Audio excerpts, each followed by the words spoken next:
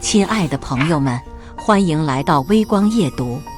家庭聚餐定在城西那家颇有名气的本帮菜馆，岳父罗宝才挑的地方。他说这里环境上档次，符合他女儿的身份。我到的时候，他们已经在了。岳父岳母坐在主位，妻子萧倩雪挨着岳母，正低头看着手机，屏幕的光映着她精致的侧脸。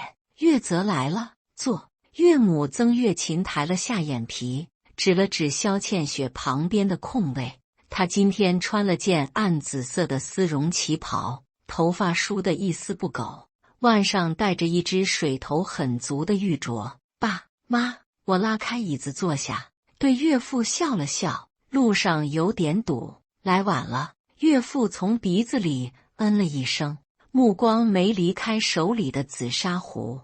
他慢条斯理地往壶里注着热水，动作透着股刻意拿捏的讲究。不晚，倩雪也是刚到。岳母说着，亲昵地拍了拍女儿的手。我们倩雪现在是盲人，时间金贵。萧倩雪抬起头，对我弯了弯嘴角。公司那边临时有点事，处理了一下。她今天穿了件米白色的针织衫，配着珍珠项链，气质温婉又干练，只是眼圈下有一层淡淡的青黑，粉底也遮不住。年轻人，忙点好，忙才有出息。岳父终于放下了茶壶，目光扫过我，落在萧倩雪身上，不像有些人朝九晚五，一眼望得到头。包厢里安静了一瞬，服务生恰好进来布菜，打破了尴尬。爸，您尝尝这个醉蟹，是这里的招牌。萧倩雪夹了一只蟹放到岳父碟里，声音柔和，还是我闺女孝顺。岳父脸色稍霁，拿起蟹，话头却又转了回去。所以说啊，养儿子有什么用？到头来还是女儿贴心，女儿有本事。岳母立刻接上，那可不是，咱们倩雪从小到大就没让我们操过心，读书好，工作更好，现在自己牵头做那么大项目，多少男人都比不上。他说着，意有所指地看了我一眼。我夹了一筷子清炒和虾仁，放进嘴里慢慢嚼着，虾仁鲜甜，我却尝不出什么味道。这种场景在过去几年里重复了太多次。对了，下个月初8是你爸60大寿。岳母话锋一转，看向我，这可是整寿，得好好办一场。岳父挺直了背，脸上露出矜持又期待的神色。本来不想张扬，但几个老兄弟非要热闹热闹，还有倩雪她舅舅、姨妈他们也都说要来。萧倩雪放下筷子，挽住岳母的胳膊，声音带着点撒娇：妈，爸的寿宴肯定要办得风风光光的呀，你有什么想法？我啊，就想着在王府轩摆几桌。岳母眼睛亮起来，那里气派，菜品也好，请个专业的司仪，现场布置的喜庆点。咱们倩雪现在也是有头有脸的人了，爸的寿宴不能寒酸，让人笑话。王府轩，我下意识重复了一遍。那家酒店以贵出名，普通一桌宴席价格不菲。岳父皱起眉，怎么，你觉得不妥？没有，爸，您过寿，选您喜欢的地方就好。我连忙说。岳母却像是被我的反应提醒了，叹了口气，说起来，办得风光是风光，就是这花销。倩雪最近项目上投入大，现金流紧张，我们老两口那点退休金也就够日常开销。萧倩雪抿了抿唇，没说话，只是低头用勺子搅动着碗里的汤。她的长睫垂下来，在眼睑下投出一小片阴影。岳父重重放下茶杯，瓷器相碰，发出清脆的响声。钱的事不用你们操心。他声音提高了一些，我罗宝才过寿，还能让闺女女婿掏钱不成？我自己有积蓄。话虽这么说，他的目光却飘向了我，带着一种不易察觉的审视和理所当然。包厢里的气氛微妙地凝滞了，窗外华灯初上，城市的霓虹光透过玻璃，在昂贵的红木桌面上投下破碎的光影。服务生又端进来一道松鼠桂鱼，造型别致，胶质亮红，滋滋作响。岳母夹起一块最嫩的鱼肉，放到萧倩雪碗里。倩雪多吃点，最近累坏了吧？那个星耀国际的项目推进的还顺利吗？萧倩雪抬起头，脸上迅速漾开一个自信的笑容。挺顺利的，妈，下周就要跟投资方开第2轮碰头会了，问题不大。她的声音清脆悦耳，带着掌控局面的从容。岳父脸上立刻露出与有容焉的表情，刚才那点不愉快瞬间消散。听听，我闺女就是能干，她冲着我说，仿佛在展示一件稀世珍宝。星耀国际那可是个大项目，搞成了，前途不可限量。岳泽啊，你可得好好支持倩雪，做好后勤工作。我点了点头，扯出一个笑，应该的。心里某个地方却像是被细针轻轻扎了一下。星耀国际这个名字，最近半年从萧倩雪和岳父母嘴里出现的频率越来越高。据说是他公司争取到的一个跨国合作项目，他作为核心成员参与，但每次我问起细节，他总是以商业机密说了你也不懂搪塞过去。偶尔深夜，我会听见他在书房里压低声音打电话，语气焦灼，全然没有白天的意气风发。有几次，我似乎听到了资金延期、再宽限几天之类的字眼，但我没深究。他好强，爱面子，尤其是在他父母面前，我总以为那是他工作压力大，需要一点属于自己的空间和秘密。对了，倩雪，岳母像是忽然想起什么，你张阿姨昨天还问我，说看你朋友圈，上个月是不是又去欧洲出差了？真是够辛苦的。萧倩雪笑容不变，语气轻松。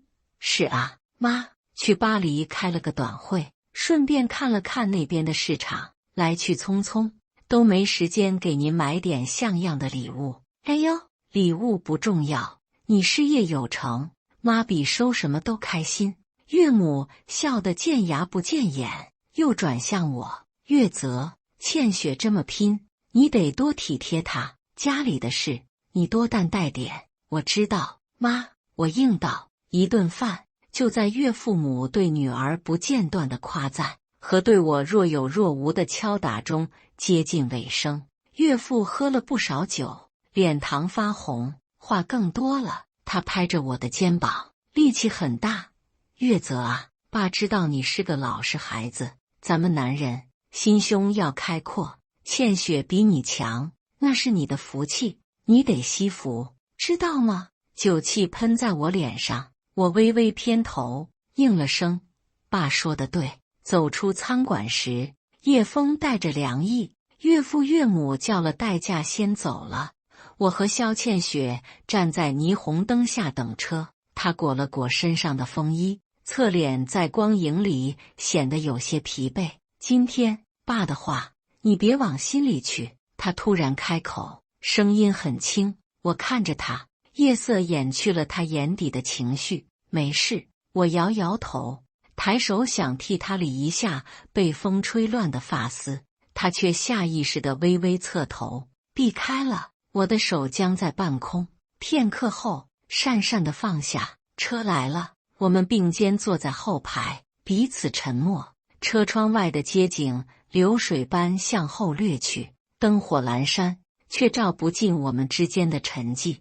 岳父寿宴的事之后几天又提了几次，岳母打电话来，语气热络，细细描绘着他的设想，要什么样的厅，摆多少桌，用什么规格的菜，请哪个有名的司仪。末了总要似无意地叹一句，就是这预算，怎么算都紧巴巴的。你爸爱面子，请的又都是些有身份的老朋友，太寒酸了，实在拿不出手。肖倩雪接电话时，我通常就在旁边，她会用肩膀夹着手机，一边在笔记本电脑上敲敲打打，一边应付着：“妈，您别操心钱的事，我来想办法。”但她的眉心是蹙着的，敲键盘的力道也透着烦躁。我知道她所谓的办法是什么。这几年，她的工资卡我从未过问，家里大的开支，房贷、车贷、日常用度，基本是我在负担。他说项目需要前期投入，经常需要垫资，所以手头紧。我理解，也支持。甚至半年前，当他又一次提起资金周转困难时，我主动把一张信用卡副卡给了他，用这个吧，应急方便点，额度够，利息也不算高。我当时这么说，他接过卡，抱了抱我，眼里有感动。月泽，谢谢你。等项目回款了，我立刻还上那张卡。我从没查过账单，我相信他。直到上周，我自己的公司遇到点麻烦，一个合作多年的供应商突然要求缩短账期，另一个重要的客户项目尾款支付延期，公司的现金流一下子紧张起来。财务总监委婉地提醒我个人账户和公司账户之间的资金往来需要注意，尤其是我名下那张大额信用卡。近期消费激增，我心里咯噔一下。晚上回到家，肖倩雪还没回来。我打开电脑，登录了网银。当看到副卡最近3个月的账单时，我握着鼠标的手微微有些发凉。消费记录密密麻麻，金额都不小，高端商场的购物记录，好几笔境外消费、奢侈品店的单据，还有频繁的酒店、餐厅消费。最近的一笔是昨天在某家高端珠宝店的签单，数额足以让我眼皮一跳。这绝不仅仅是项目垫资或必要应酬。我坐在书房里，对着屏幕上一行行数字，第一次感到一种陌生的寒意。客厅传来开门声，肖倩雪回来了。她看起来有些疲惫，但精神还好，手里还提着一个印着某奢侈品 logo 的袋子。回来了。我关掉网页，走出书房。今天跟客户谈事情，顺便逛了逛。他把袋子随意放在沙发上，脱下外套。你吃过了吗？吃了。我看着那个袋子，买了什么？哦，一条丝巾，配我上次买的那件大衣。他轻描淡写地说。走进厨房倒水。丝巾。我回想刚才瞥到的账单数字，那绝不是一条丝巾的价格。倩雪。我靠在厨房门框上，斟酌着开口。爸的寿宴预算大概要多少？妈今天又打电话了。肖倩雪喝水的动作顿了一下，转过身，脸上露出恰到好处的无奈和歉意。我也正想跟你说这个呢，爸妈他们想法比较多，预算可能要比之前说的高一些。高多少？他报了个数字。我沉默了片刻。那几乎是原本预算的2倍。王府轩的顶楼包厢，妈去看过了，特别喜欢。菜色也要按最高标准来。酒水方面，爸点名要几款特定的，还有现场的布置、司仪、伴手礼。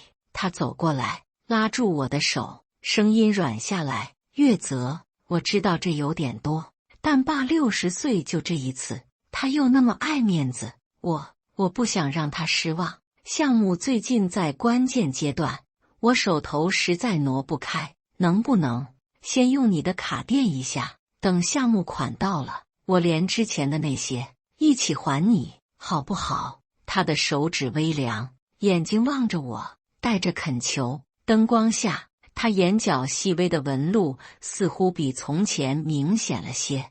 我想起我们刚结婚的时候，他也是这样拉着我的手，眼睛亮晶晶的，说我们要一起努力，把日子过好。心头的疑虑和寒意被这熟悉的场景和触感冲淡了些。也许是我多心了，那些消费或许真的有它的理由。项目应酬、维护关系，有时候确实需要这些门面。至于岳父的寿宴，老人嘛，图个高兴。好，我听见自己的声音说，需要用钱的时候，你就用那张卡吧。爸的寿宴办得热闹点也好。萧倩雪眼睛一亮，抱住我，把头靠在我肩上。谢谢你，岳泽，你真好。他的声音闷闷的，带着依赖。我抬手拍了拍他的背，没再说话，只是心里某个角落那点不安的阴影并没有完全散去。几天后，我约了大学同学，也是如今在银行工作的老周吃饭。闲聊间，我状似无意地问起，老周，现在信用卡如果副卡消费异常，主卡持卡人一般能怎么处理？老周推了推眼镜，看了我一眼，怎么，卡被人盗刷了？那倒没有，就是有点担心。我含糊道，哦，一般可以设置消费限额，或者实时提醒，如果真有问题，可以临时冻结副卡交易功能，不影响主卡使用。当然了，最彻底的就是直接挂失冻结副卡，那就完全不能用了。老周喝了口茶，不过你得确定是异常消费啊，别闹误会。我点点头，没再继续这个话题，心里却把临时冻结交易功能这个选项记了下来。寿宴的日子一天天临近，岳母的电话越发频繁，内容也从最初的商量变成了具体的指令。酒水单我发欠血了，你记得确认一下。伴手礼要选那个福寿双全的礼盒，看着上档次。司仪沟通好了，流程也定了，你有空再看看。萧倩雪把一切事务都推给了我，说她项目到了最要紧的关头，分身乏术。我看着他深夜还在书房对着电脑，眉头紧锁，时不时揉着太阳穴的样子，把到嘴边的话又咽了回去。也许他真的是太忙了。寿宴前夜，我最后核对了一遍所有细节，预付了定金。那张副卡又一次被刷走一笔不小的金额。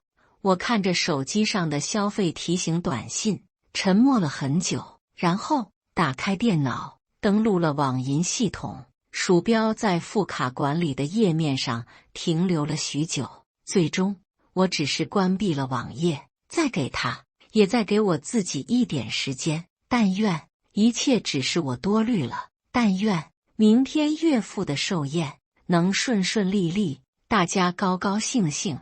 我这样想着，关掉了书房的灯，窗外城市依旧灯火通明，不知疲倦。寿宴当天，天气出乎意料的好，秋高气爽，阳光明媚，是个适合办喜事的日子。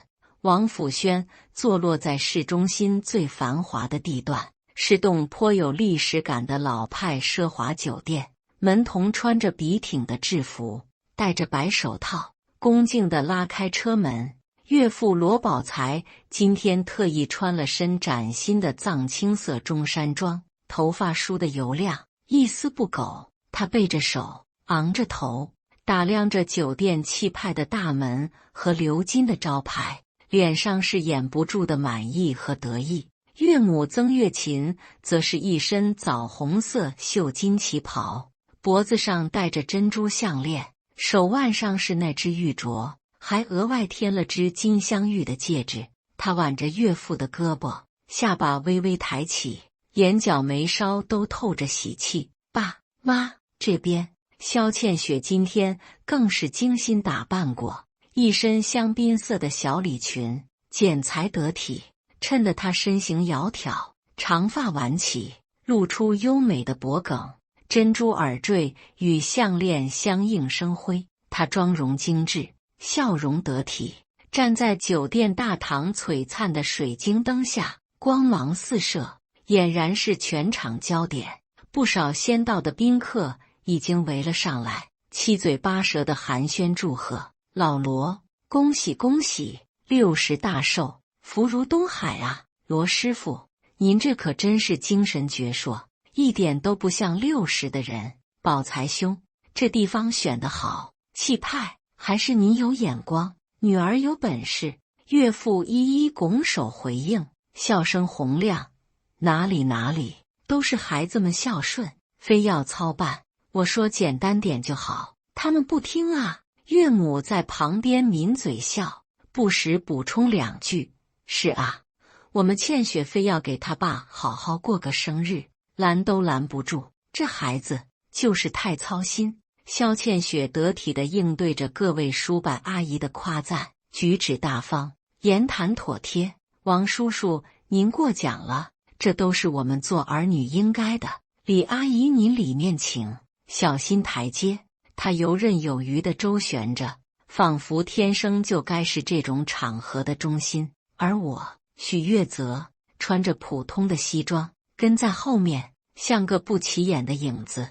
偶尔有目光落在我身上，带着些许好奇和打量，很快便移开，重新聚焦在光彩照人的萧倩雪和她红光满面的父母身上。这位是一位不太熟的远亲，低声问旁边的人：“哦，倩雪的爱人，姓许。”回答的声音不高不低，刚好能让我听见。听说工作挺安稳的。安稳这个词在这种语境下显得意味深长，我装作没听见，脸上保持着平静的微笑。宴会厅在酒店顶层，名曰锦绣堂。推开厚重的双开门，映入眼帘的是一片精心布置过的喜庆景象。厅内空间开阔，挑高极高，巨大的水晶吊灯折射出璀璨光华。四周墙壁装饰着仿古的雕花壁板，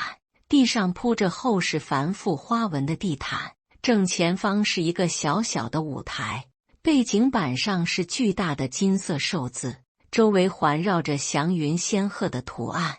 舞台两侧摆放着怒放的鲜花篮，空气里弥漫着百合和香槟玫瑰的馥郁香气。10几张铺着暗红色桌布的大圆桌整齐排列，每张桌上都摆着精致的餐具、晶莹的酒杯和写有宾客姓名的席位卡。中央的主桌尤其显眼，餐具是描金的，座椅也格外宽大华丽。哎呦，这布置的可真漂亮！岳母一进门就忍不住惊叹，眼底的喜色更浓。老罗，你这排场够可以的。一位老同事拍着岳父的肩膀，啧啧称赞。岳父笑得合不拢嘴，连连摆手，都是孩子们弄的，我都没操心。倩雪啊，眼光随他妈，讲究。萧倩雪微笑着引导父母入座主位，宾客们陆续到来，宴会厅里渐渐热闹起来，衣香鬓影，笑语喧哗。来的大多是岳父的老同事、老朋友，岳母那边的亲戚，还有萧倩雪的一些同学、旧识。每个人走进来，都要对这场面的豪华赞叹一番，然后自然地将功劳归到萧倩雪身上。倩雪现在是真出息了，看这寿宴办的多体面。罗师傅，您可真是养了个好女儿，比儿子都强。小雪从小就聪明能干，现在更是不得了，做那么大的项目，还能把家里照顾得这么好，赞美声不绝于耳。岳父岳母的脸上笑容就没断过，仿佛每一句恭维都是对他们最大的肯定。萧倩雪坐在父母旁边，从容接受着众人的目光洗礼，偶尔谦虚2句，姿态无可挑剔。我坐在他旁边，位置不算偏，却仿佛被一道无形的屏障隔开，很少有人主动跟我搭话，偶尔有目光扫过，也很快移开，仿佛我只是背景板的一部分。司仪是个经验丰富的中年男人，声音洪亮，妙语连珠，很快把气氛带动起来。他介绍了岳父的生平，夸赞了女儿的孝心，感谢了各位来宾，然后是例行的致辞环节。岳父在众人的掌声中站起来，接过话筒，他清了清嗓子，环视全场，目光炯炯。今天是我罗宝才60岁生日，感谢各位老兄弟、老朋友、亲戚们赏脸，过来热闹热闹。掌声再次响起。我这一辈子啊，普普通通，没干出什么惊天动地的大事。他话锋一转，语气变得感慨。但我最自豪的就是养了个好女儿。他的目光落在萧倩雪身上，充满了毫不掩饰的骄傲和宠爱。萧倩雪适时地抬起头，对父亲露出温柔的笑容。我女儿倩雪，大家也都知道，从小就争气，读书没让我们操过心，工作更是靠自己拼出了一片天。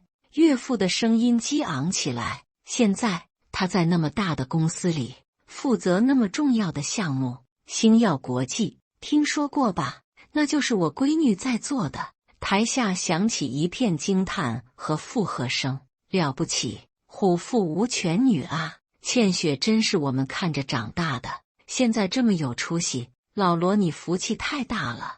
岳父更加得意，红光满面。所以说啊，他拍了拍身边萧倩雪的肩膀，视线却若有若无地扫过我这边。这找对象也不能光看眼前，得有眼光，能看到潜力。我们倩雪就是块璞玉，现在发光发亮了。这话里的意味，在场不少人都听出来了。气氛有瞬间的微妙，几个坐在临近桌的亲戚交换了一下眼神。萧倩雪脸上的笑容似乎僵了一下，但很快恢复自然。岳母在桌下轻轻碰了碰岳父的腿，脸上笑容不变。打圆场道：老头子喝了几杯就话多，孩子们都好，家和万事兴嘛。岳父大概也意识到有些过，哈哈一笑，举杯道：来来来，不说这些了，我敬大家一杯，感谢各位光临。众人纷纷举杯，气氛重新热烈起来。但我清晰地感觉到，那些落在我身上的目光多了几分探究，几分了然，甚至几分不易察觉的轻视。菜开始一道道上，果然是最高标准，食材名贵，烹制精细，摆盘讲究，每上一道菜都能引来一阵小小的赞叹。岳父和岳母忙着应酬前来敬酒的宾客，萧倩雪也频频起身与人寒暄。她言笑晏晏，举止优雅，完全掌控着场面。我安静地吃着东西，味同嚼蜡，心里那点不安的阴影，随着宴会厅里越来越热闹的气氛，反而逐渐扩大。我看到岳父又一次举起酒杯，对着他那帮老兄弟，声音因为酒意而更加洪亮。今天这酒这菜，大家吃的还满意吧？我闺女安排的，我就说我罗宝才的闺女办事绝对漂亮。哄笑声和附和声再次响起。我看到岳母拉着一位远房姨妈的手，指着萧倩雪身上的裙子、首饰，低声说着什么。那位姨妈脸上露出羡慕的神色。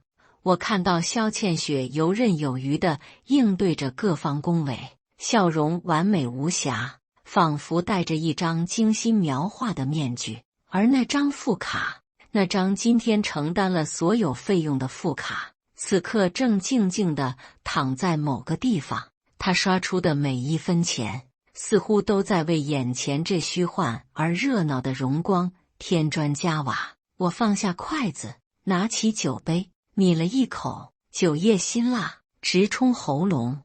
舞台上司仪还在卖力地活跃气氛，准备进行下一轮互动游戏。水晶吊灯的光芒过于炫目，让我有些头晕。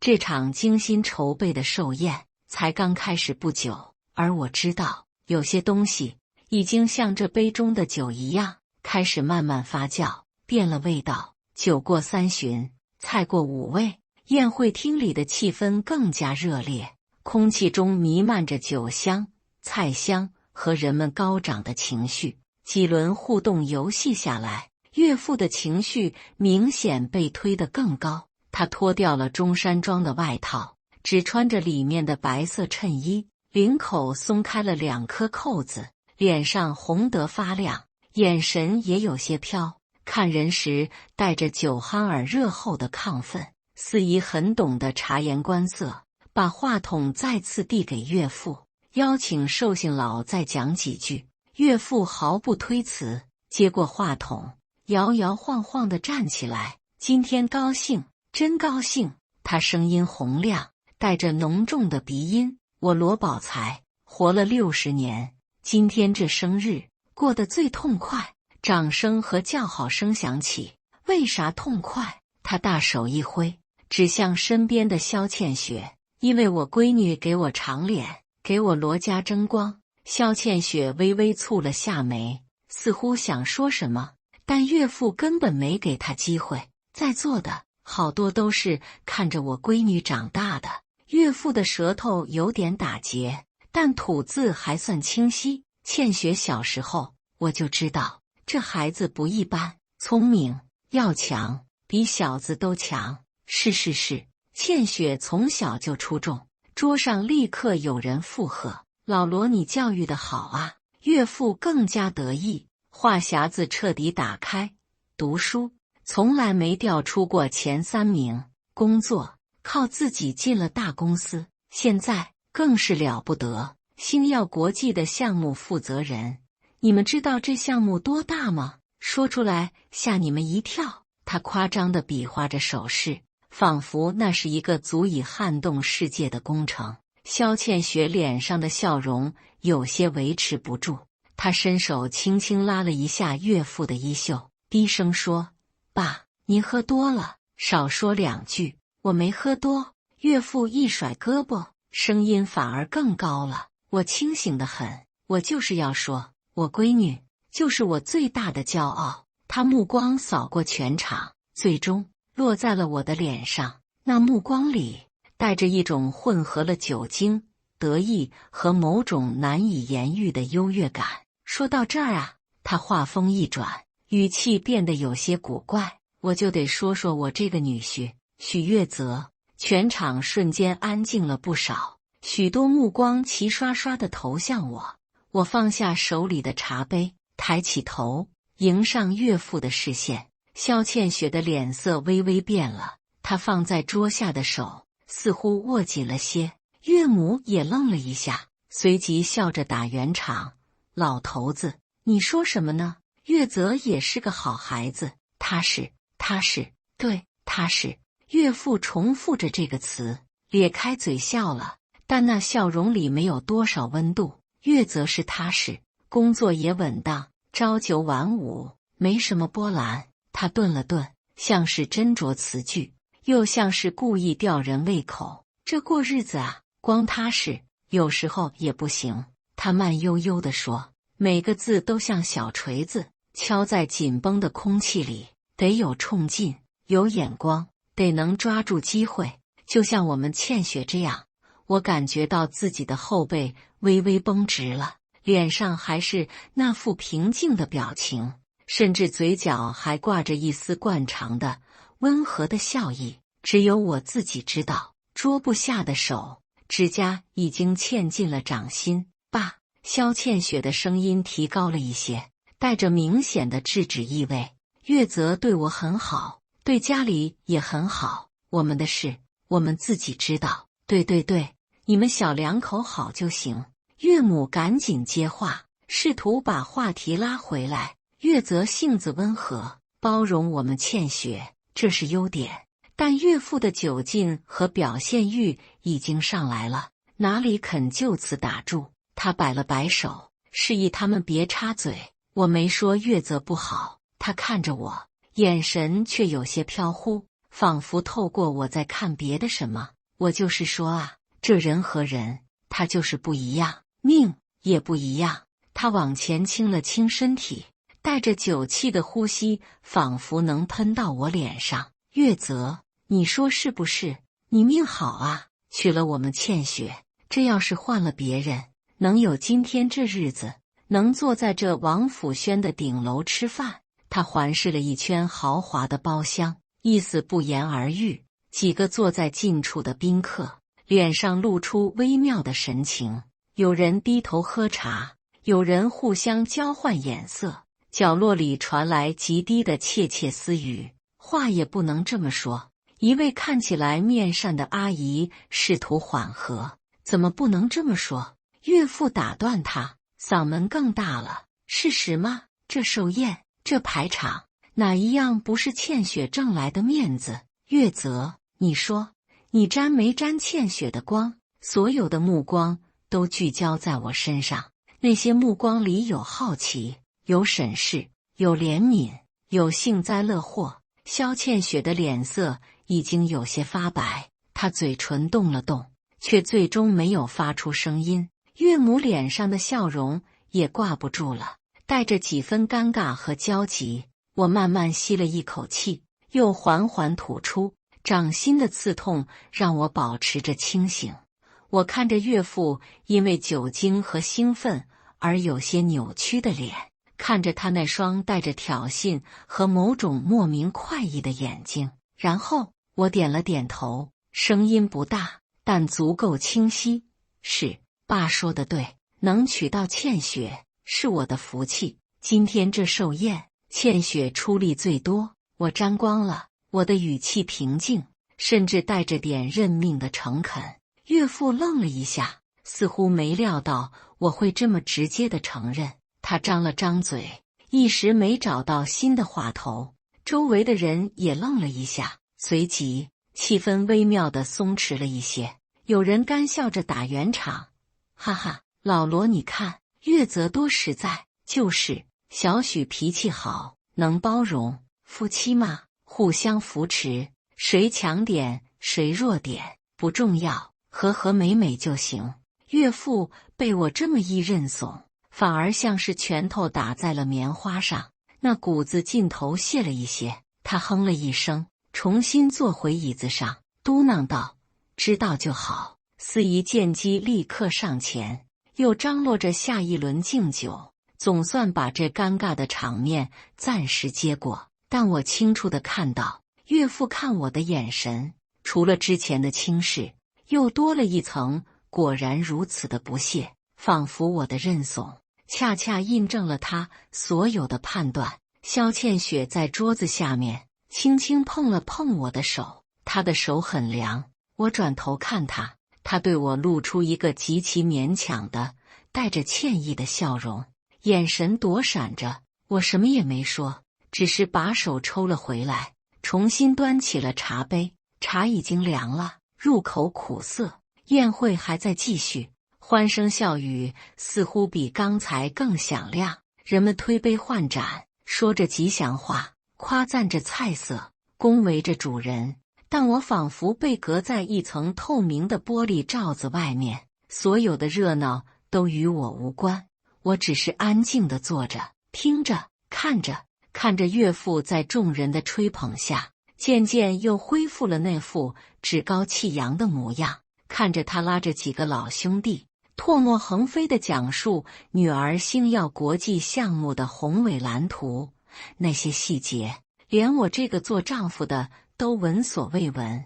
看着岳母和其他女眷凑在一起，炫耀着女儿给她新买的玉镯、金戒指，还有据说国外带回来的名牌丝巾。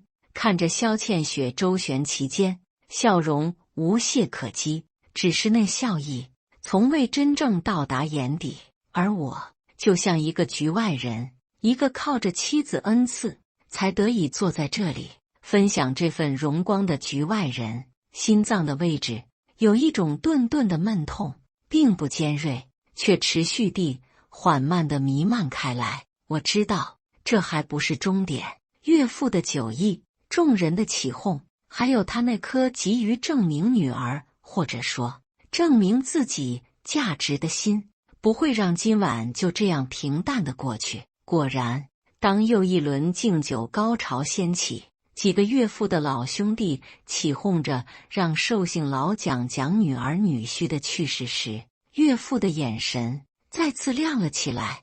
那是一种混合了醉意、虚荣和某种残忍快意的光。他推开试图劝他少喝点的岳母，摇摇晃晃地再次站起来，目光又一次精准地锁定了我。去世，哈哈，有，怎么没有？岳父罗宝才舌头打着卷，笑声在喧嚣的宴会厅里显得格外刺耳。他一只手撑着桌子，另一只手挥舞着，指向我，就说说我这好女婿对我闺女那份心，那可真是没话说。他故意拖长了语调，挤眉弄眼，引得他那帮老兄弟一阵哄笑，纷纷催促：老罗，别卖关子，赶紧说，就是让我们也听听，学习学习怎么疼老婆。萧倩雪猛地站起来，脸色煞白：爸，您喝多了，别说了。她的声音带着前所未有的尖锐，甚至有些颤抖。岳母也慌了，使劲拽岳父的胳膊：老头子，你给我坐下，胡咧咧什么？但此刻的岳父被酒精和众人拱火般的起哄完全控制了。他甩开岳母的手，眼睛瞪得溜圆：我怎么胡咧咧了？我说的是事实。他转回头盯着我，嘴角咧开一个近乎残忍的笑容：岳泽啊，爸问你，今天这寿宴办得好不好，气不气派？我看着他没说话，周围的喧闹声不知何时低了下去，所有人都看着我们这边，眼神里充满了看戏的兴奋。问你话呢？岳父提高了嗓门。好，我听见自己干涩的声音，这就对了。岳父一拍大腿，仿佛得到了莫大的认可。这地方，这席面，这布置，搁以前我想都不敢想，可现在我罗宝才享受到了。为啥？他环视四周，自问自答：因为我有个好闺女，因为我闺女有本事，能赚大钱，舍得给她爹花。他顿了顿，目光像淬了毒的针，扎在我脸上。可这钱真是我闺女掏的吗？他声音陡然压低，却又恰好能让附近几桌的人都听见。宴会厅里彻底安静了，连背景音乐都不知道什么时候停了，只有空调出风口细微的嗡鸣和一些人压抑的呼吸声。萧倩雪像是被抽干了力气，跌坐回椅子上，双手紧紧捂住了脸。岳母张着嘴，呆若木鸡。爸，我终于开口，声音平静的自己都觉得陌生。寿宴是倩雪一片孝心，她出钱出力是应该的。孝心出钱。岳父嗤笑一声，摇着头：许岳泽，都到这份上了，你还装什么大度，充什么好人？他猛地从自己口袋里掏出一张卡，啪的一声拍在铺着红绒布桌布的圆桌上。那张卡我很熟悉，黑色的卡面，边缘有一圈烫金的细线，是我的那张信用卡副卡。看看，都看看。岳父举起那张卡，像举起一面胜利的旗帜，向周围展示：这卡是我女婿的副卡。他手指用力点着卡面，指尖因为激动而发抖。今天这所有的开销，定金、酒水、伴手礼，全都是刷的这张卡。我亲眼看见倩雪拿去刷的。她转向我，脸上的笑容扭曲而快意。许岳泽，你告诉我，这卡是你的吧？是你给我闺女用的吧？所有人的目光都集中在那张小小的卡片上，然后又齐刷刷地转向我。那些目光复杂极了，有震惊，有恍然，有鄙夷，有嘲讽，也有极少数的不忍。我迎着岳父逼视的目光，点了点头：是我的副卡，我给倩雪用的，方便她平时应急，也方便给家里置办东西。我的承认仿佛给岳父注入了最强的兴奋剂，他哈的大笑一声，声音嘶哑难听。应急置办东西，说得好听。他往前走了一步，几乎要凑到我面前，浓烈的酒气扑面而来。我看是方便你孝敬你老丈人我吧，方便你拿钱来讨好我闺女，讨好我们全家。他每一个字都像裹着泥浆的石块，狠狠砸过来。爸，您别说了，求您了！萧倩雪带着哭腔喊道。她想去拉岳父，却被岳父粗暴地推开。你闭嘴！岳父吼了他一句，然后重新盯住我，眼神里满是讥诮和一种踩踏别人尊严的快感。许月泽，我早就看明白了，你工作一般，能力平平，凭什么娶到我这么优秀的女儿？不就是靠着这副伏低做小、百依百顺的劲儿吗？他唾沫星子飞溅，我闺女要什么你就给什么。他想给他爸办风光寿宴，你就乖乖把卡递上来。他说什么项目缺钱，你屁都不放一个。他歪着头，用一种打量货物的眼神上下扫视我。你这叫什么啊？你们年轻人现在有个词叫什么来着？他装模作样的想了想，然后猛地一拍脑袋，声音陡然拔高，用尽力气吼了出来：舔狗！你就是我闺女的舔狗！舔狗2个字像惊雷一样炸响在寂静的宴会厅，时间仿佛凝固了1秒，所有人的表情都定格在脸上，惊愕、难以置信、兴奋、尴尬，然后不知道是谁先扑哧一声笑了出来，紧接着低低的笑声、窃窃私语声像瘟疫一样迅速蔓延开来。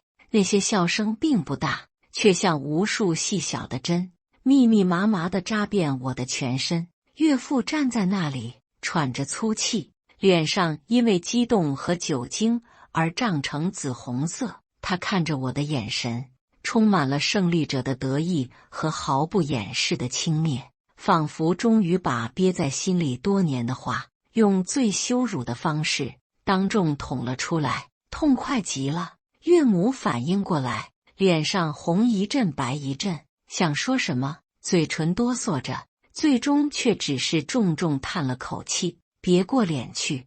萧倩雪已经不再哭了，她放下捂着脸的手，脸色苍白如纸，眼神空洞地看着面前的杯盘，仿佛灵魂已经抽离。她没有看我一眼，没有为我说一个字，甚至连一丝愧疚或难堪的表情都吝于给予。我就那样站着，承受着四面八方投来的形形色色的目光，脸上火辣辣的，耳朵里嗡嗡作响，血液冲上头顶，又迅速退去，留下一片冰冷的麻木，心脏跳得又快又重，撞击着胸腔，带来闷顿的疼痛。舔狗！原来在岳父眼里，在我妻子娘家人眼里，在这么多宾客眼里，我许月泽就是一个靠着讨好妻子、用钱维系婚姻的舔狗。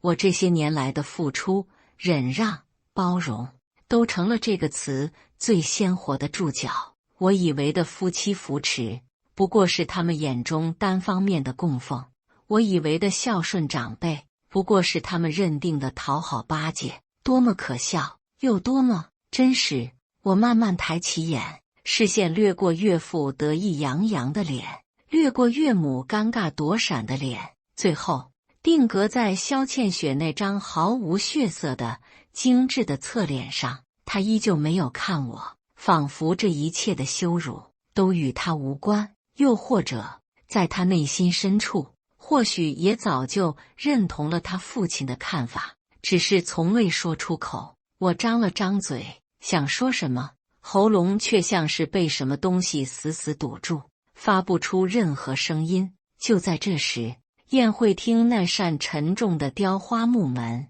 被人从外面轻轻推开，一个穿着笔挺黑色西装，胸口别着酒店名牌的男人步履略显急促地走了进来，是餐厅的经理。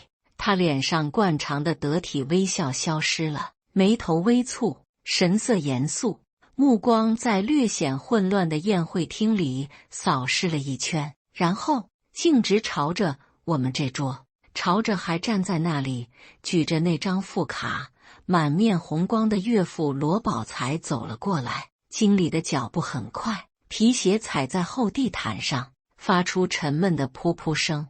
这声音在突然又安静下来的宴会厅里显得格外清晰，甚至带着点惊心动魄的意味。所有人的注意力下意识地从刚才那场难堪的闹剧转移到了这位不速之客身上。岳父罗宝才还保持着那个高举卡片得意洋洋的姿势，脸上的红潮尚未褪去。看到经理过来，他愣了一下，随即像是明白了什么，脸上的得意之色更浓，甚至带上了一丝不耐烦。经理是吧？来得正好。岳父主动开口，嗓门依旧很大，带着酒后的粗豪。是不是要结账？拿去。他很潇洒地用2根手指夹着那张黑色的副卡，朝着经理的方向递过去，动作带着一种施舍般的慷慨。今天大家吃得高兴，喝得痛快，该多少钱就多少钱，从我女婿这卡里刷，不用给我省钱。他特意强调了从我女婿这卡里，眼神斜睨着我，充满了嘲弄，仿佛在用行动向所有人证明，看，我说的没错吧，他就是个付钱的工具。经理在距离岳父2步远的地方停下脚步，他没有立刻去接那张卡，而是先微微欠身，脸上露出一丝职业化的却毫无温度的歉意笑容。罗先生，你好，首先再次祝您福如东海，寿比南山。他的措辞礼貌，语气却有些生硬，与宴会刚开始时的殷勤周到截然不同。岳父皱了皱眉，显然对经理没有立刻接卡感到不快，但还是摆了摆手，行了行了，客气话少说，赶紧把账结了，别耽误大家时间。他身后的宾客们也纷纷附和，是啊，老罗爽快。经理，赶紧办手续吧，这酒店服务效率不行啊，还得客人催。经理脸上的笑容淡了些，他挺直身体，目光平静地扫过岳父，又极快地掠过站在一旁面无表情的我，然后他清了清嗓子，声音不高，却足够让主桌附近的人都听得清清楚楚。罗先生，非常抱歉打扰您和各位宾客的雅兴，我来正是为了结算的事情。他顿了顿，目光落在那张被岳父夹在指尖的黑色副卡上。您刚才支付宴会预授权以及后续部分追加费用所使用的这张副卡。他停了下来，宴会厅里安静的能听到空调出风口的风声，能听到一些人紧张吞咽口水的声音，一种不祥的预感像冰冷的潮水悄无声息地漫上很多人的心头。岳父脸上的笑容僵住了，他举着卡的手停在半空，有些滑稽。这张卡怎么了？他语气不善地问。难道我女婿的卡，你们酒店还刷不了？经理微微摇头，表情依旧严肃而克制。不是刷不了，罗先生，他一字一句清晰地说道，而是这张卡就在刚才已经被主卡持卡人临时冻结了。冻结了？岳父像是没听清，重复了一遍，夹着卡的手指抖了一下。是的，冻结了。经理肯定地点点头，语气公事公办。银行系统实时反馈，该卡目前处于交易限制状态，无法完成任何消费、预授权确认及结算操作。啪嗒，那张黑色的副卡从岳父颤抖的手指间滑落，掉在铺着暗红色桌布的圆桌上，发出一声轻响。这声音在此刻死寂的环境里，却像是一记重锤，敲在每个人的耳膜上。岳父脸上的血色以肉眼可见的速度褪去，从紫红变成了灰白。他的眼睛瞪得极大，眼球上布满了血丝，死死地瞪着桌上那张卡，仿佛那是什么可怕的怪物。然后他猛地抬起头，目光像2把烧红的刀子，狠狠扎向我。那里面充满了震惊、难以置信，以及被当众打脸的暴怒。许月泽，他从牙缝里挤出我的名字，声音嘶哑，带着破音：“是你干的！”所有的目光再一次齐刷刷地聚焦到我身上，但这一次目光里的内容与几分钟前截然不同。惊愕、探究、疑惑、玩味取代了之前的鄙夷和嘲笑。我甚至能从一些人的眼神里看到一丝隐隐的对局势逆转的期待。萧倩雪终于有了反应，她猛地抬起头看向我，苍白的脸上写满了震惊和慌乱，嘴唇哆嗦着，似乎想说什么，却一个字也说不出来。岳母曾月琴也慌了神，看看掉在桌上的卡，看看脸色铁青的丈夫，又看看我，最后把求助的目光投向女儿，却发现女儿也是一副天塌下来的样子。她手足无措地站在那里，刚才那点因为丈夫抖微风而生的尴尬，早已被眼前更大的恐慌淹没。我没有立刻回答岳父的质问，我只是缓缓地一步一步地走到主桌前，脚步很稳，踩在地毯上，几乎没有声音。我弯腰捡起了桌上那张冰冷的黑色的副卡，指腹摩挲过卡面光滑的质地，边缘烫金的细线微微凸起。这张卡曾经代表着我给予妻子的信任，代表着我愿意为这个家庭承担的责任。现在它成了一场闹剧的核心。一个耳光打醒了很多人，包括我自己。我直起身，将卡轻轻放在桌面上，然后我才抬起眼，迎向岳父那双几乎要喷出火来的眼睛。我的脸上没有任何表情，没有愤怒，没有委屈，没有报复的快意，只有一片深不见底的平静。是我开口，声音不大，却异常清晰稳定，足以传遍这个突然变得针落可闻的豪华包厢。这张卡的副卡是我给倩雪的，主卡持卡人是我，冻结他的权限自然在我手里。岳父的脸颊肌肉剧烈地抽搐着，他指着我的手都在发抖。你什么意思？你早不动晚不动，偏偏在这个时候冻结，你想干什么？故意让我下不来台是不是？他的声音因为极致的愤怒和难堪而扭曲变形。让我下不来台。我重复了一遍这几个字，嘴角似乎极轻微地扯动了一下，却算不上是笑。我的目光越过暴怒的岳父，越过惊慌失措的岳母，最终落在了我妻子萧倩雪的脸上。她接触到我的目光，浑身一颤，像被烫到一样，下意识地想要躲闪，却又强迫自己看着我。她的眼睛里充满了恐惧、哀求，还有一丝绝望。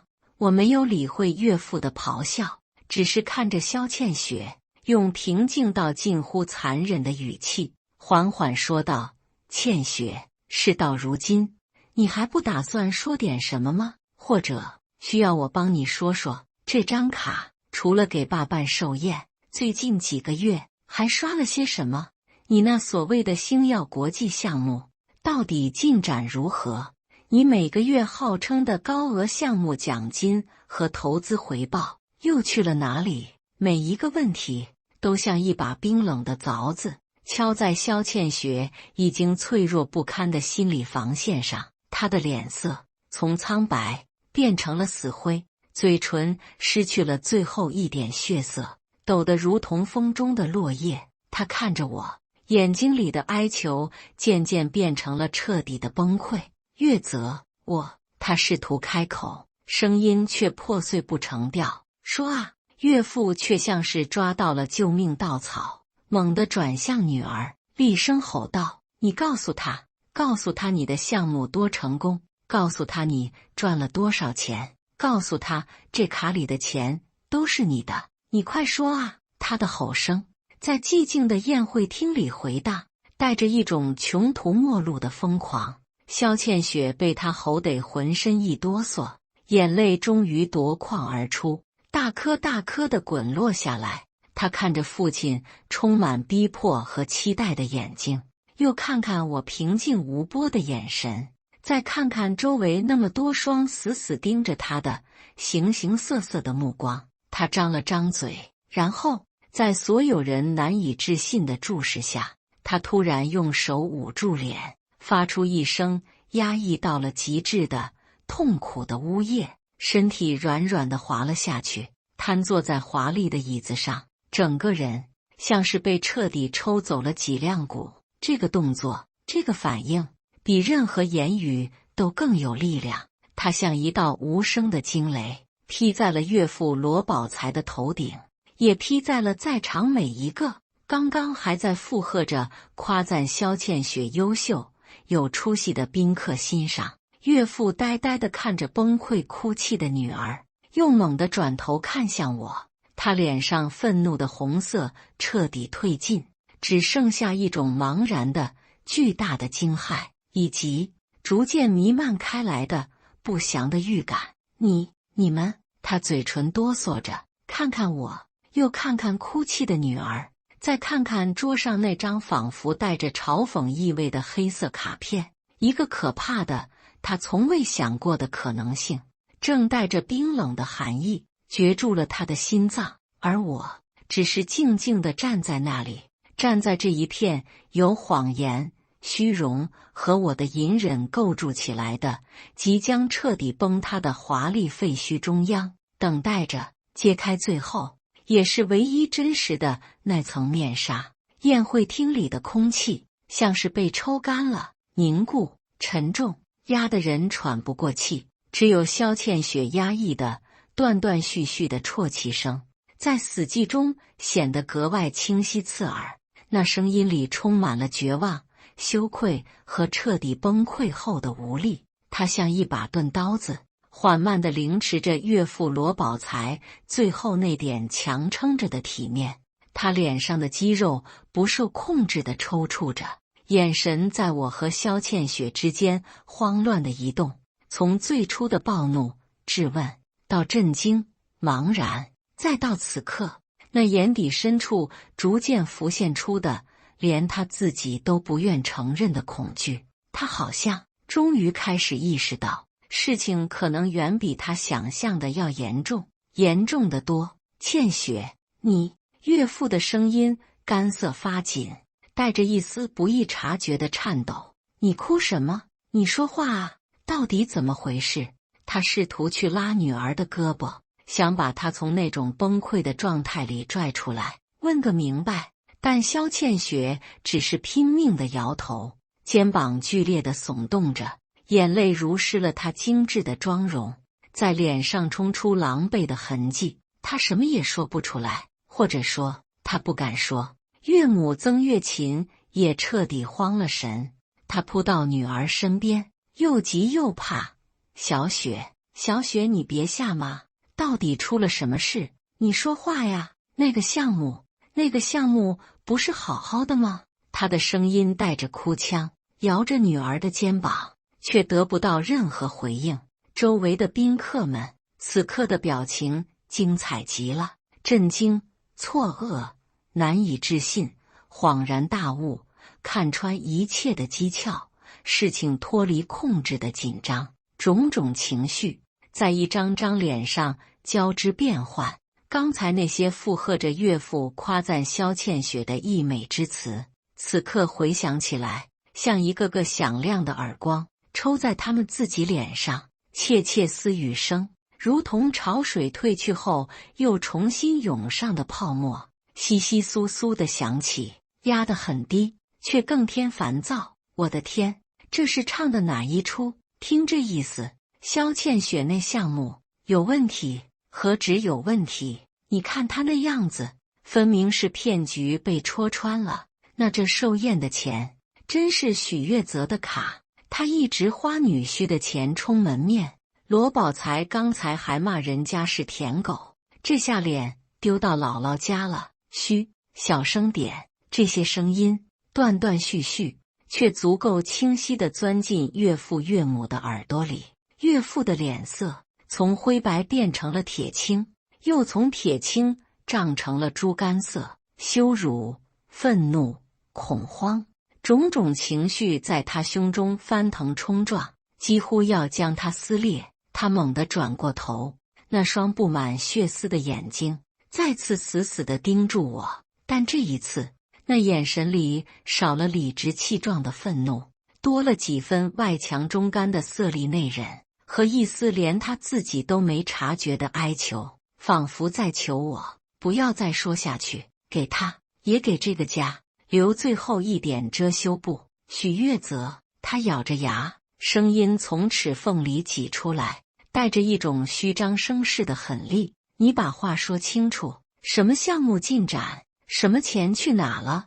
你今天不给我说明白，我跟你没完！我静静地看着他，看着这个几分钟前还趾高气昂的当众骂我是舔狗的男人，看着他此刻强撑着的摇摇欲坠的尊严，心里那片冰封的湖面没有泛起一丝涟漪，只有深沉的疲惫和一种近乎漠然的平静。爸，您真的想知道吗？我的声音很轻，却像重锤一样敲在每个人的心上。或者，您心里其实早就有点感觉了，只是不愿意相信，对吗？岳父的呼吸一滞，眼神剧烈地闪烁了一下。我没等他回答，目光转向依旧瘫坐在椅子上哭泣的萧倩雪，她的哭泣已经变成了无声的抽噎，肩膀无力地耷拉着，像个失去了所有生气的破败玩偶。倩雪，我叫她的名字，声音里听不出什么情绪。事已至此，瞒不住了。是你自己说，还是我替你说？萧倩雪浑身一颤，缓缓地、极其艰难地抬起头，泪眼朦胧中，她看着我，眼神里充满了哀求、恐惧，还有深深的悔恨。她张了张嘴，嘴唇翕动了几下，最终还是垂下头，发出了更压抑的呜咽。他还是没有勇气。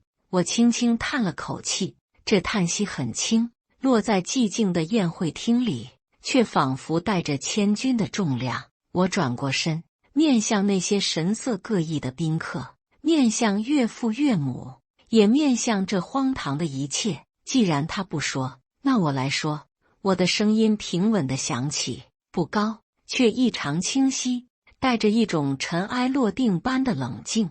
大约1年前，倩雪开始频繁地跟我提起，她参与了一个叫星耀国际的大型跨国项目。她说她是核心成员，前景无限，但需要前期投入，需要资金周转。我相信了她，陆续给了她一些钱。半年前，他说资金缺口大，我把自己一张额度较高的信用卡副卡给了他，方便他应急。我顿了顿，目光扫过桌上那张黑色的卡。这张卡从给他那天起，消费记录就异常频繁，金额也一次比一次大，高端消费、奢侈品、境外旅游、高级餐厅，名目繁多。我问过他，他总是说是项目需要，是维护客户关系，是必要的门面开销。我虽然有些疑虑，但出于信任，也因为他总是强调项目即将成功，回报丰厚，所以我没有深究，也没有查账。我看向岳父，知道您提出要办这场60寿宴，而且要办得风风光光，有排场。倩雪跟我说，他项目正在关键期，手头紧，希望我能用这张卡先垫付寿宴的费用。我同意了。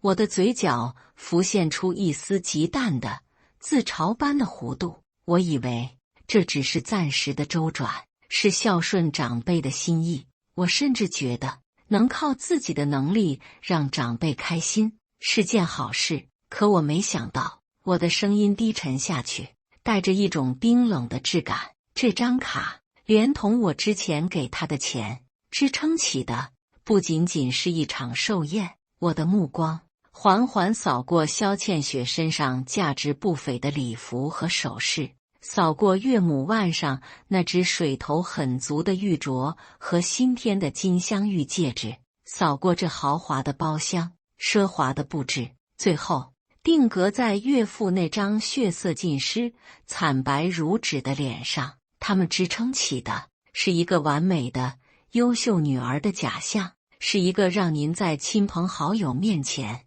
可以无限风光、无限自豪的幻梦。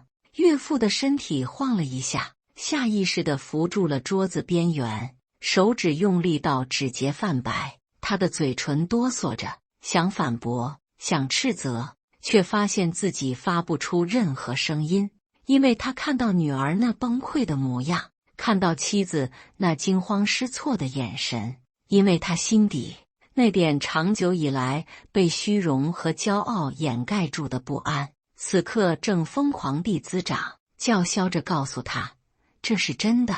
就在1周前，我继续说，声音里听不出喜怒。我自己的公司遇到了一些资金上的困难，财务提醒我个人信用卡消费异常。我这才第一次仔细查看了这张副卡近半年的账单，我报了几个数字，几个足以让在场不少人倒吸一口凉气的数字，而这些还不包括之前我直接给他的现金，以及他声称项目投资的其他款项。宴会厅里响起了压抑不住的惊呼和抽泣声。天哪，这么多！这简直是……怪不得！岳父的额头上渗出了细密的冷汗，他的眼神开始涣散，支撑着身体的手臂也在微微发抖。我联系了倩雪，试图问清楚这些钱的去向。我的语气依旧平静，像是在陈述一件与己无关的事实。他起初还是用项目垫资、应酬开销来搪塞，但我要求他提供项目的具体进展、合同，哪怕是基本的流水证明时，他拿不出来。他开始躲着我，电话不接，信息不回，或者说永远都是在开会，在见客户，项目正在关键阶段。我看向萧倩雪，她低着头，长发垂落，遮住了脸，只有肩膀还在不住地颤抖。直到昨天，寿宴前1天，我又收到一笔来自某高端珠宝店的大额消费提醒。我的声音顿了顿，而我同时得知，我试图联系的他那位所谓的项目合伙人，电话已经成了空号。空号！岳母失声叫了出来，脸色煞白。岳父猛地闭上眼睛，脸上最后一点血色也彻底褪去，只剩下死灰一片。所以我最后说道，声音清晰地在寂静中回荡。在今天来寿宴之前，我登录了银行系统，对这张副卡执行了临时冻结操作。我不想让一场建立在虚假和挥霍之上的盛宴再继续下去，我也无法再用我的血汗钱去填补一个可能根本不存在，或者早已失败的无底洞。尤其是在……我停顿了一下，目光平静地迎上岳父绝望的眼神。尤其是在我被当众称为舔狗，我的付出和尊严被肆意践踏之后。话音落下，整个锦绣堂宴会厅陷入了一种绝对的、令人窒息的死寂，只有中央空调微弱的气流声还在不知疲倦地嗡鸣着，仿佛在嘲笑着这场刚刚上演完毕的关于虚荣、谎言与尊严的盛大而滑稽的悲剧。死寂持续了大约有10几秒钟，但在这落针可闻的豪华包厢里，每一秒都被无限拉长，煎熬着每一个身处其中的人。岳父罗宝才扶在桌沿上的手青筋暴起，剧烈地颤抖着，他的身体像是瞬间被抽空了所有力气，原本挺直的背脊佝偻下去，整个人仿佛苍老了10岁。那身崭新的，为了今日寿宴特意定做的藏青色中山装，此刻穿在他身上，显得异常宽大和讽刺。他张着嘴，喉咙里发出呵呵的破风箱一样的声音，却一个字也说不出来，只是死死地盯着我，眼神里翻涌着极其复杂的东西：震惊、暴怒、羞耻、难堪，还有一丝彻底崩塌后的茫然和无措。刚才的趾高气昂、洋洋得意，此刻碎了一地，连同他维持了60年的引以为傲的父亲尊严。岳母曾月琴已经顾不上哭泣的女儿了，她愣愣地站在那里，看着丈夫骤然垮下去的身影，又看看面如死灰的女儿，最后目光落在我平静的脸上。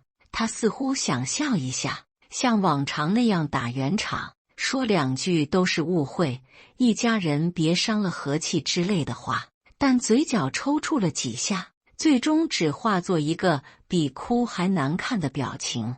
她缓缓抬手捂住了自己的脸，肩膀开始不受控制的抖动，不知道是羞愧、是害怕，还是为这瞬间崩塌的一切感到绝望。周围的宾客们表情更是精彩纷呈，刚才那些或明或暗的嘲讽、轻视、幸灾乐祸，此刻全都僵在了脸上，转而变成了极度的尴尬、不知所措，甚至有些人的脸上露出了清晰的后怕和庆幸，庆幸自己刚才没有附和得更厉害。他们互相交换着眼色，却没人敢再轻易开口说话，空气里弥漫着一种浓得化不开的难堪，几乎让人窒息。餐厅经理依旧站在一旁，保持着职业的静默，但他的眼神里也流露出了一丝不易察觉的感慨，或许还有对这种家庭闹剧的些许同情。他微微侧身，示意身后的服务生暂时不要上前，给这家人留出最后一点处理家事的空间。尽管这空间早已被无数道目光刺穿，终于，岳父像是从巨大的冲击中缓过了一口气。他猛地吸了一口气，胸膛剧烈起伏，那双充血的眼睛再次迸发出骇人的光芒，但那光芒里已经没有了之前的底气和威势，只剩下一种困兽犹斗般的疯狂和迁怒。许月泽，他嘶吼着，声音沙哑破裂，指着我的鼻子：你早就知道了是不是？你早就计划好了是不是？你就等着今天，等着在这么多人面前看我的笑话，看我们罗家的笑话。他颠三倒四地吼着，试图把所有的过错、所有的难堪都推到我处心积虑的头上，仿佛这样就能减轻一点他自己和女儿在这场闹剧中的责任，就能挽回一丝他那被碾碎在地上的颜面。爸，我打断了他徒劳的咆哮，声音依旧平静，甚至带着一丝疲惫。我没有计划什么，冻结卡片是在今天中午我来酒店之前才做的决定。至于为什么是今天，我看向他，眼神里没有任何闪躲，因为直到您当着所有人的面骂出那2个字之前，我还在想，也许是我弄错了，也许倩雪真的有苦衷，也许这场寿宴真的能让大家高高兴兴。我的声音很轻，却像冰冷的锥子，凿进岳父狂怒的表演里。是您亲手撕掉了最后那点可能存在的心照不宣的体面，是您非要把所谓的真相，您以为的真相，用最羞辱人的方式摆到台面上来。我顿了顿，目光扫过那些神色各异的宾客，也是您让在座的每一位都成了这场笑话的见证者。岳父被我噎得一口气堵在胸口，脸憋得通红，指着我你了半天，却说不出完整的句子。至于看笑话，我微微摇了摇头，嘴角那点自嘲的弧度更深了。爸，您觉得在场的人里谁看的笑话最大？我的目光静静地落在他身上，落在他那身可笑的中山装上，落在他惨白如纸、汗出如浆的脸上。是我这个被骂作舔狗的女婿，还是您这位刚刚还在吹嘘女儿多么了不起、寿宴多么风光的寿星？或者是我的视线移向掩面哭泣的岳母，和瘫软在椅子上一动不动的萧倩雪，一直以女儿为荣的妈妈，和那位优秀到需要靠刷丈夫副卡来维持脸面的女儿。我的话一句比一句轻，却一句比一句狠，像一把把冰冷的手术刀，精准地剖开这家人长久以来赖以生存的华丽而脆弱的虚荣外壳，露出里面早已腐朽不堪、自欺欺人的内里。岳父像是被彻底抽走了最后一丝力气，踉跄着后退一步，差点摔倒，幸好被身后的椅子挡住。他颓然地坐倒在椅子上，双手捂住脸，发出了如同受伤野兽般的低低的呜咽。那不是哭，是一种尊严彻底粉碎后混合了极致羞耻和绝望的哀鸣。岳母的哭泣声也大了起来，她扑到丈夫身边，想要安慰，却发现自己同样无地自容，只能徒劳地拍着丈夫的背，跟着一起流泪。萧倩雪依旧保持着那个瘫坐的姿势，一动不动，仿佛已经变成了一尊没有生命的雕塑，只有偶尔剧烈起伏的胸口，证明她还活着，还在承受着这灭顶般的羞耻和打击。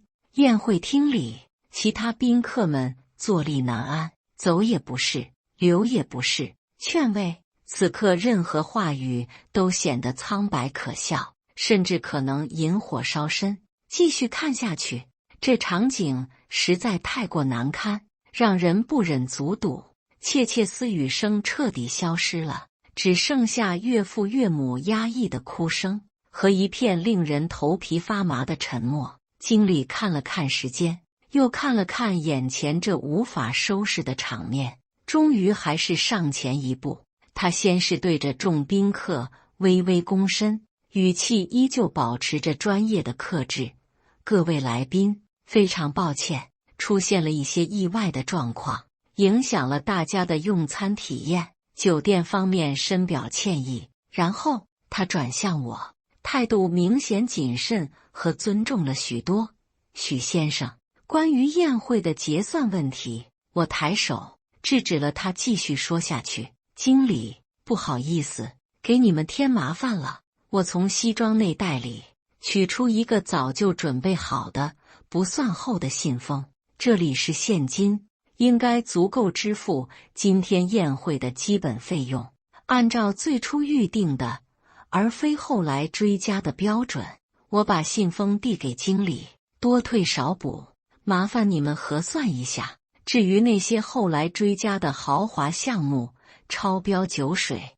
以及可能产生的其他费用。”我顿了顿，目光掠过面如死灰的岳父和依旧低着头的萧倩雪。谁提议追加的，谁承诺支付的，就请谁自行解决吧。经理接过信封，稍微掂量了一下，点了点头：“好的，许先生，我们会尽快核算。今天的情况特殊，后续事宜我们可以稍后再沟通。”他显然也明白，现在不是纠结细节的时候。我点了点头，不再看任何人，转身朝着宴会厅的大门走去，脚步依旧平稳，脊背挺直，穿过那些或复杂、或同情、或依旧带着些微鄙夷，或许是对罗家的目光，穿过这金碧辉煌、却让人窒息的空间。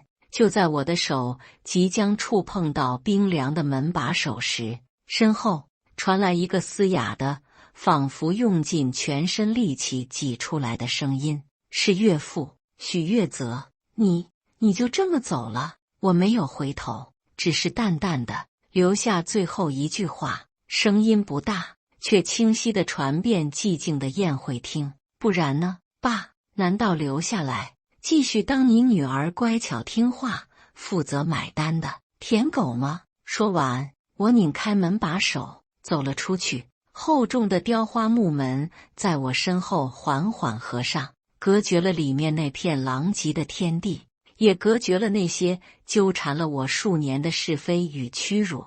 走廊里灯光柔和，空气清新，我深深地、缓缓地吸了一口气，再吐出，仿佛要把胸腔里积压了太久的浊气全部排空，然后迈开脚步，向着电梯口头也不回地走去。身后那扇门里是旧日的泥沼与幻梦，前方走廊尽头的电梯将带我通往一个未知的，却至少真实的新开始。至于门内那片狼藉如何收拾，那家人如何面对这破碎的一切，已经与我无关了。电梯平稳下行，金属箱壁光可见人，映出我没什么表情的脸。数字一层层跳动，像在倒计时，告别刚才那场荒诞又疲惫的闹剧。手机在口袋里震动起来，我拿出来看了一眼，是公司财务总监打来的。接通，许总。电话那头的声音带着谨慎和一丝担忧：“您那边还好吗？刚才银行那边又来确认了一笔款项，关于您个人信用卡的，已经处理了。”我打断他，声音平静：“王总监，公司那边供应商的账期问题，你和李经理按我们昨天商量的方案必去谈。客户那边的尾款继续跟进，态度可以强硬一点。”电话那头沉默了一下，似乎有些意外我此刻的冷静和条理。“好的，许总，我明白了。”财务总监很快应道。“另外，关于下半年的预算调整方案，我已经发您邮箱了。”我晚点看，挂了电话。电梯也刚好到达1楼，叮的一声，门开了。酒店大堂依旧灯火辉煌，水晶吊灯的光芒璀璨夺目，穿着体面的男女来来往往，低声谈笑，空气里漂浮着淡淡的香氛和咖啡的气味，一切都井然有序，光鲜亮丽。与我刚刚离开的那个充满戏剧性崩塌的包厢，仿佛是两个世界。我穿过大堂，走向门口，门童恭敬地拉开门，夜晚微凉的风立刻涌了进来，带着城市特有的喧嚣和尘埃的味道。我站在台阶上，没有立刻去开车，抬头望去，城市的夜空被霓虹染成暧昧的紫红色，看不到星星。王府轩高大的轮廓在夜色中显得格外巍峨，顶楼某个窗户里透出的灯光，或许就来自那个叫锦绣堂的地方。那里此刻正上演着怎样的后续？岳父罗宝才从极致的虚荣云端跌入羞耻的泥潭，他如何面对那些他请来的见证了他全家丢尽颜面的贵客？他会不会恼羞成怒，把所有的怒火都倾泻到早已崩溃的女儿身上？岳母曾月琴一直以女儿为最大骄傲和谈资，此刻信仰崩塌，她除了哭泣和不知所措，还能做什么？会不会想起那些她曾经向人炫耀的来自女儿的礼物，每一件都沾着女婿不堪重负的血汗？还有萧倩雪，我曾经的妻子，那个在我心中曾经单纯、要强、带着光芒的女孩，何时变成了一个需要靠编织谎言、挥霍他人钱财来维持光鲜外壳的虚荣女人？是岳父岳母无休止的、充满压力的期望，是他自己无法接受平凡、急于证明价值的焦虑，还是这浮华社会无形中的侵蚀？或许都有。我记得我们刚结婚时，住在一个租来的小公寓里，他下班回来会兴致勃勃地跟我讲公司里的趣事，抱怨难缠的客户，眼睛亮亮的，对未来充满憧憬。我们会一起在狭窄的厨房里做饭，他切菜总是毛手毛脚，我笑他，他就佯装生气地捶我。那时候日子不宽裕，但心里是满的、暖的。从什么时候开始变了呢？是从他第一次升职，薪水涨了，岳父岳母的电话夸赞变得频繁开始，是从他开始接触那些更高级的圈子，回来后会不经意地提起谁买了什么包，去了哪里度假开始，还是从他第一次跟我开口说有个很好的投资机会，但需要一笔钱开始。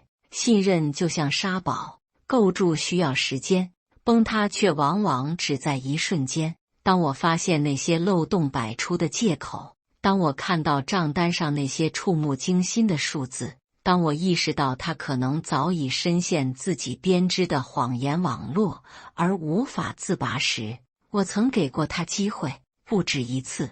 我委婉地提醒他注意开支，我询问他项目的具体进展，我甚至提出可以帮他一起梳理财务状况，换来的是他的不耐烦，他的躲闪，他更变本加厉的谎言和挥霍，以及他在他父母面前越来越熟练地扮演那个成功、独立、有本事的女儿角色，而我在这个角色里逐渐被定位成那个运气好、沾光，需要好好伺候他的附属品。